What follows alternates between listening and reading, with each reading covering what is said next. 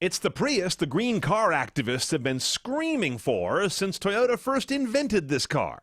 Now it's here in production form. Let's plug into the 2012 Prius plug-in and check the tech.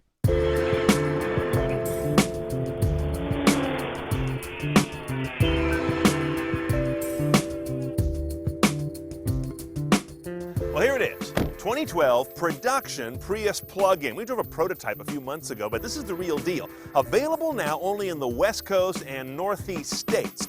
Why do you get a plug-in Prius? People ask me this question all the time.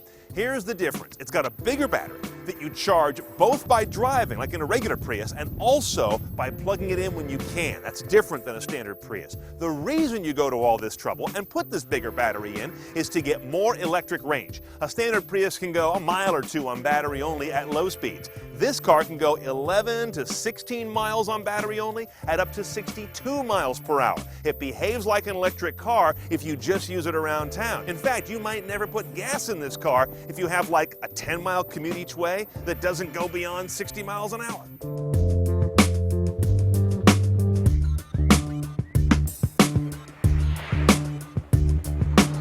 Okay, the plug-in hybrid doesn't have anything different in the cabin than a standard Prius. We've got this head unit, which I call Entune Lite. It's the smaller screen. At this point in history, it only has Pandora and Bing from the Entune app suite. Later in 2012, they'll be adding things like movietickets.com and OpenTable. If you upgrade this car to what's called the advanced model, you get the better head unit we've seen before, which is more Lexus-like, and that already has all the apps in it, plus a bunch of other features come in that package. Now here's where you see your various energy monitors. Again, those are also found on the Prius, but you're going to see numbers here you're never going to see on a standard Prius, like that one at the bottom middle. Consumption. Average, over more than 300 miles, 61 miles per gallon. That's what a bigger battery's going to get you. And like the current third-gen Prius, you can also look at all kinds of historical averages, and you can enter the average consumption of your other car, so this guy will always remind you how much you're saving by driving it versus the one in the garage. And all these Prius plug-ins are nicely equipped. They don't make a stripped one, which is part of why the price is a little steep. We'll get to that in a minute. Your sources are going to include AM, FM, HD radio, satellite radio should you choose to activate it, and of course you got an optical drive up here, A2DP Bluetooth streaming, and of course Bluetooth hands-free for telephony. On a standard outlet, this battery takes 3 hours to charge from dead flat, or an hour and a half if you get a level 2 charger. Toyota sells you a level 2 charger with their partner Leviton for about $1,000 installed at your house. And of course, when you drive, you're also trickle charging the battery, but you need to plug it in once in a while to get the full benefit.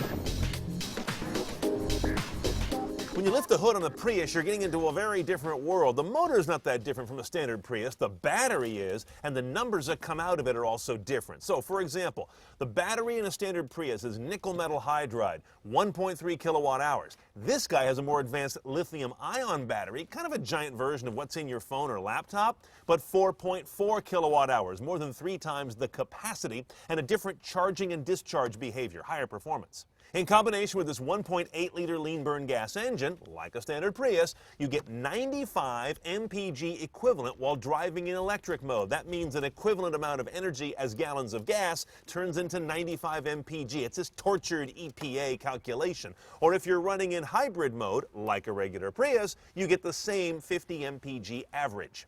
134 horsepower, by the way. Torque, who cares? The bottom line is this car is not about performance, though it is slower than a standard Prius, something around 11 seconds versus under 10 for the standard Prius, partly due to a heavier battery, 123 more pounds of weight on this guy. But none of this really matters till we get inside, see how it rides and drives, and see what kind of consumption figures show up on that dash.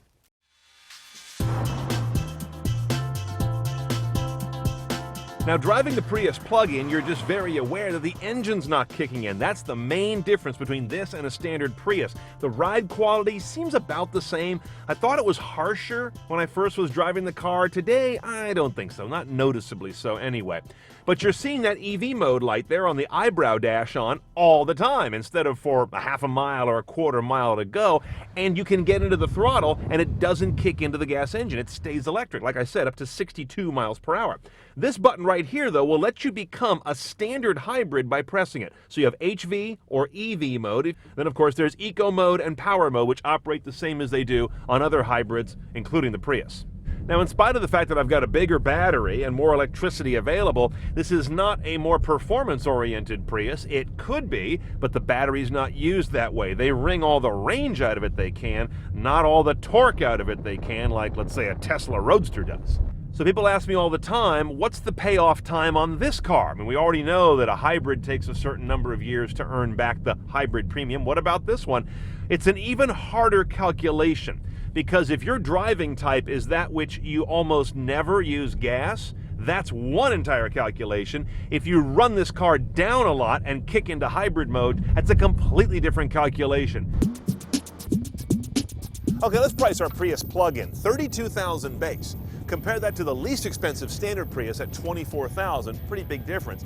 But the price on the most comparably equipped Prius is more like $26,000, so that narrows it down to a little over $6,000 difference for the plug-in model. On top of that, though, I'm going to add $7,100 to go CNET style on this car. I'm going to get what they call the advanced trim. That gets you the head-up display, adaptive cruise, hard drive nav, JBL audio system, all kinds of improvements, including LED headlights.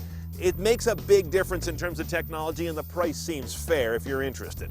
Otherwise, get one that's base, drive it relatively short distances, and you may not even know what a gas station is in a few years.